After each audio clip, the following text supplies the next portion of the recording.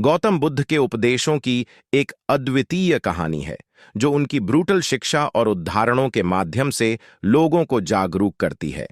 इस कहानी में हम उनके महत्वपूर्ण उपदेशों को समझेंगे जो जीवन के विभिन्न पहलुओं पर प्रकाश डालते हैं।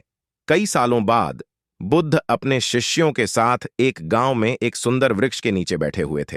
उनके शिष्य विभिन्न विषयों पर सवाल पूछ रहे थे और बुद्ध उनके प्रत्युत्तर दे रहे थे जिससे उनकी समझ में सुधार हो सके।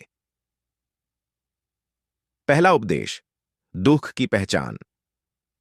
एक शिष्य ने पूछा, बुद्ध जी, जीवन में दुख कैसे पहचाना जा सकता है? बुद्ध ने हंसते हुए कहा, जीवन में दुख को पहचानने के लिए सबसे पहले हमें इसे स्वीकार करना होगा। दुख की पहचान जागरूकता का प्रारंभ है।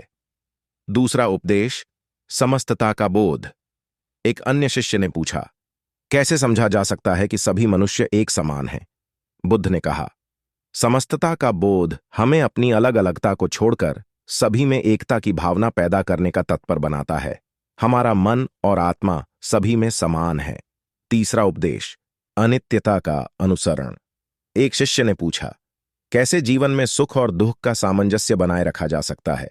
बुद्ध ने उत्तर दिया, जीवन में हर चीज अनित्य है, यानी कि वह स्थिति जो आज है कल नहीं रहेगी। सुख और दुख समान रूप से अनित्य हैं।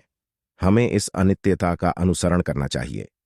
चौथा उपदेश, सम्मिलन का मार्ग। एक शिष्य ने पूछा, कैसे संसार के साथ मिलन स्थापित किया जा सकता है? बुद्ध ने कहा, सम्मिलन का मार्ग अहिंसा, सत्य, अस्थेय, ब्रह्मचर्य और अपरिग्रह का अनुसरण करने में है। ये 5 शील व्यक्ति को संतुलन और शांति की ओर ले जाते हैं। इस प्रकार बुद्ध के उपदेश विभिन्न पहलुओं पर जीवन के मार्गदर्शन करते हैं। उनकी शिक्षाओं से हमें जीवन में सामंजस्य और शांति की ओर पहुंचने का मार्ग प्राप्त होता है। बुद्ध के उपदेशों को अपनाकर हम अपने जीवन को संतुलित और सफल बना सकते हैं।